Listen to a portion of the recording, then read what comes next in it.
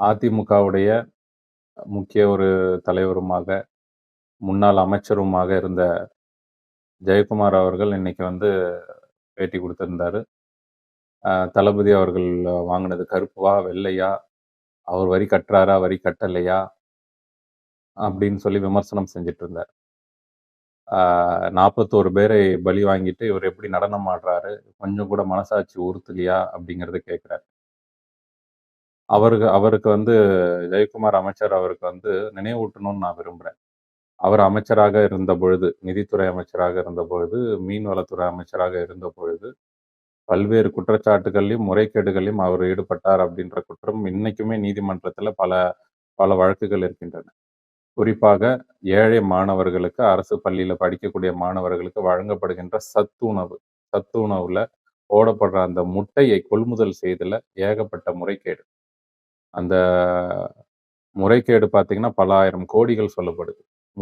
அந்த சத்துணவு வழங்குறதுல போடப்படுகிற முட்டையில, கொள்முதல் செய்யறதுல. நில அபகரிப்பு புகார் இருக்கிறது. கொலை முயற்சி புகார் இருக்கிறது. இதெல்லாம் நீதிமன்றத்துல வழக்குல இருக்கு. நீதிமன்றம் தற்பொழுது கூட அந்த வழக்கை தள்ளுபடி செய்ய முடியாது. அப்படி முகாந்திரம் இருக்கிறது அப்படின்னு சொல்லிட்டு அந்த வழக்கை தொடர்ந்து நடத்துகிறது. தூத்துக்குடி மே 2018 நினைக்கிறேன். மே 2018 தூத்துக்குடியில ஸ்டெர்லைட் ஆலை போராட்டத்துல பல பேரை சுட்டு கொன்னு 13 மரணங்கள். பல பேர் படுகாயமடைந்தார்கள். 13 மரணங்கள். நீங்கெல்லாம் இவ்வளவு தைரியமா வெளிய திட்டமிட்ட கொலை. நீங்கெல்லாம் தைரியமா வெளிய சுத்துறீங்க. ஜெயக்குமார் அண்ணன் நடனம்லாம் ஆடியிருக்காரு தேர்தல் சமயத்துல. அப்போலாம் எங்க போனாரு? அசிங்கம்லாம் எங்க போச்சு? அப்பலாம் அவமானங்கள் எங்க போச்சு? அப்பலாம் இந்த முகத்தை வச்சுக்கிட்டு அவர் எங்க போயிருந்தாரு? ஒரு பாலியல் குற்றத்துல அவர் வந்து குற்றம் சாட்டப்பட்டார்.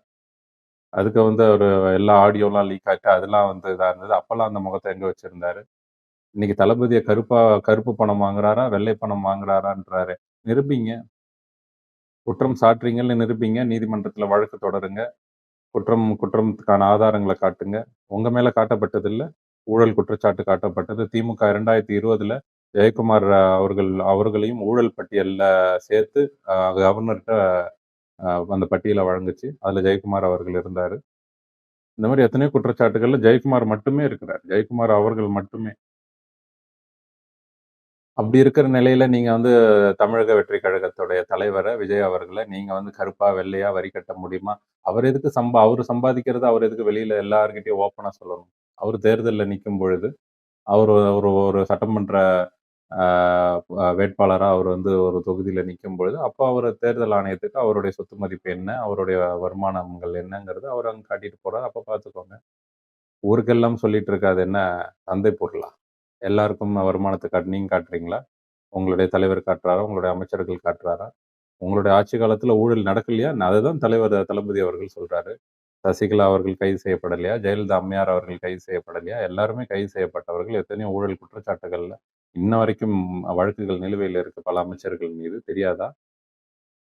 ஸ்டெர்லைட் ஆலை விஷயத்துல நடந்த முறைகேடுகள் தெரியாதா? அதனால் நடந்த போராட்டங்கள்ல நடந்த துப்பாக்கி சூட்ல பல பேர் மரணம் அடைந்தது தெரியாதா? திட்டமிட்டு கொலை செய்யப்பட்டது தெரியாதா? நாமலாம் அத பத்தி பேசவே அருகதை கிடையாது. மரணங்கள பத்தியோ, அல்லது இந்த மாரி மரணங்கள் நேரத்துல வந்து நீங்கலாம் எப்படி வெளியில நடமாடுனீங்களோ, அதெல்லாம் வந்து மறந்துட்டாங்களான்னு தெரியல. அதனால இதெல்லாம் ஒரு நினைவூட்டலா நான் சொல்றேன். நீங்க மற்றவர்களை குற்றம் சாட்டும் முன் நாமெல்லாம் எப்படி நடந்துக்கிட்டோங்கிறத தயவு செஞ்சு திரும்ப ஒரு நினைவூட்டலாக பார்க்க வேண்டும். அப்படிங்கிறத ஒரு மரியாதையுடன் ஜெயக்குமார் அமைச்சர் அவர்களுக்கு தெரிவித்துக் கொள்கிறேன்.